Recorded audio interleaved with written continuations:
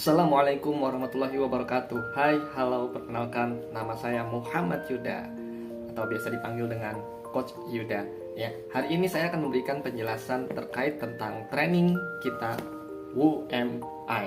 Ya, apa saja sih yang akan dibahas terkait tentang training WMI ini? Lalu tujuan dari training ini tuh apa saja? Nah, teman-teman sekalian yang telah bergabung pada kegiatan WMI saat ini, tujuan kegiatan dari pelatihan WMI saat ini adalah: satu, mengenal aku yang sesungguhnya; dua, membuat diri Anda itu hadir sepenuhnya pada saat ini, tidak terjebak di masa lalu Anda maupun tidak terjebak di masa depan Anda. Anda hadir sepenuhnya di diri Anda saat ini ketika Anda menjalankan setiap kegiatan, setiap aktivitas yang Anda lakukan.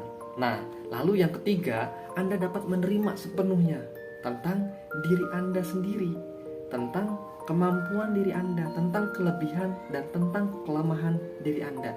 Anda dapat menerima sepenuhnya tentang diri Anda.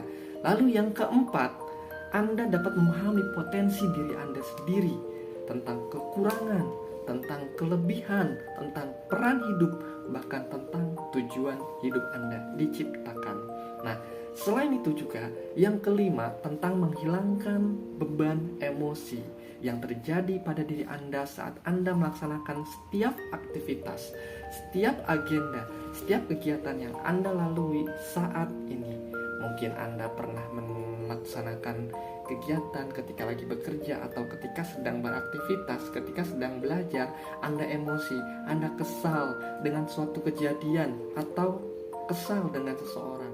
Nah, di training ini kita akan belajar bagaimana kita bisa menetralisir setiap aktivitas, setiap kegiatan negatif atau kejadian negatif yang terjadi pada diri Anda di hari itu, supaya emosi Anda bisa lebih stabil untuk menjalankan kehidupan di masa yang akan datang.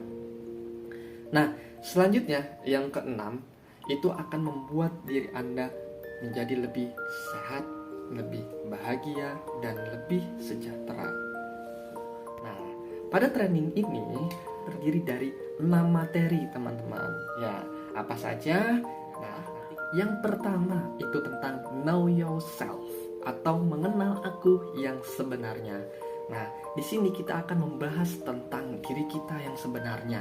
Nah, apakah diri kita yang sebenarnya itu adalah fisik tubuh kita, ataukah pikiran kita, ataukah hati kita, atau yang mana? Nah, kira-kira kita akan membahas seperti itu tentang diri kita yang sesungguhnya. Nah, lalu yang kedua, kita akan membahas tentang namanya the physical is self-supporting, bahwa tubuh kita, tubuh fisik kita itu menjadikan sebuah support system atas diri kita yang sesungguhnya. Dia menjadikan support kita, dia menjadi pendukung kita untuk melakukan setiap aktivitas, setiap peran, misi kehidupan kita yang diberikan kepada diri kita. Nah, itulah fungsinya tentang tubuh kita. Itu kita akan lebih lengkap dijelaskan di materi tentang physical is self-supporting, ya, bahwa tubuh kita adalah support untuk diri Anda yang sesungguhnya. Lalu materi ketiga yaitu tentang brain and mind power. Bahwasannya pada diri kita itu terdiri ada yang namanya otak manusia atau ada namanya juga pikiran. Nah, antara otak dan pikiran ini kita akan bedah. Nah, kita lebih cenderung berada di otak bagian mana? Apakah otak kiri ataukah otak kanan? Lalu kita akan mempelajari tentang struktur-struktur otak manusia. Selain itu juga kita akan mempelajari tentang pikiran, di mana salah satu fungsi otak manusia adalah untuk berpikir. Bagaimana kita bisa memanfaatkan pikiran kita untuk mencapai tujuan yang tadi, tujuan hidup kita, peran hidup kita, misi hidup kita. Nah, materi yang keempat, kita akan membahas tentang inner self. Apa itu inner self? Inner self adalah batin, teman-teman sekalian. Itu adalah batin kita, di diri kita, di dalam hati kita. Kita akan membahas tentang batin kita lebih mendalam. Apa fungsinya, bagaimana cara kinerjanya, bagaimana kita bisa mendengarkan kata Allah, bagaimana kita bisa menyeimbangkan antara pikiran kita dan perkataan Allah. Nah, kita akan mempelajari inner self jauh lebih dalam di materi keempat. Nah, materi yang kelima tentang personality atau tentang identitas diri kita, teman-teman semua. Nah, ketika kita sudah tahu tentang jati diri kita, tentang peran hidup kita, tentang orientasi hidup kita, tentang sifat bawaan kita, nah, kita bisa menjadikan kesimpulan hal tersebut menjadikan sebuah kepribadian pada diri kita yang pada akhirnya itu menjadi sebuah identitas terhadap diri kita sebelumnya. Nah, kita bisa menyadari hal itu sepenuhnya. Kita tahu tentang kelebihan diri kita tahu tentang kekurangan diri kita, dan kita bisa membuat kelemahan atau kekurangan yang ada pada diri kita menjadikan sebuah potensi yang dahsyat untuk kemajuan diri kita. Bagaimana kita bisa membangun kelemahan-kelemahan tersebut atau mengontrol kelemahan-kelemahan tersebut untuk bisa menjadikan sebuah power yang sangat kuat untuk kemajuan diri Anda. Nah, itu adalah pembahasan tentang personality. Dan yang terakhir adalah pembahasan tentang self-control. Ketika kita sudah tahu semuanya tentang know yourself dari pembahasan pertama hingga pembahasan kelima tentang personality diri kita, nah, kita bisa mengkontrol semuanya. Kita bisa melakukan aktivitas sesuai dengan perintah diri kita yang sebenarnya, tentang diri kita yang sesungguhnya. Kita bisa mengambil alih seluruh tubuh kita dengan perintah, yaitu diri Anda sendiri. Anda bisa memerintahkan fisik Anda, dan Anda bisa memerintahkan batin Anda bisa memerintahkan pikiran Anda, dan di saat itu Anda bisa mengkontrol semuanya menjadi satu kesatuan, yang dimana itu menjadi sebuah keputusan, menjadi keputusan diri Anda. Nah, kita akan membahas itu semua pada kegiatan training UMI saat ini. Nah, teman-teman, di training ini ada 3 pola yang teman-teman akan lakukan selama proses kegiatan training berlangsung. Apa saja polanya? Pertama, kita akan melakukan pola kesadaran.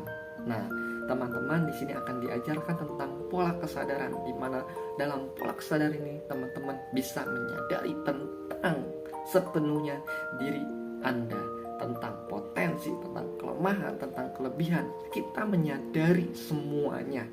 Nah, jangan sampai kita tidak kenal diri kita sendiri gitu. Nah, di poin kesadaran ini kita dipaksa, kita diajarkan untuk bisa menyadari semua tentang diri kita. Nah, pola yang kedua adalah pola penerimaan. Nah, di pola penerimaan ini ketika kita sudah tahu tentang diri kita sudah menyadari tentang diri kita bisa menerima semua diri kita, baik itu keburukan, baik itu kebaikan diri kita.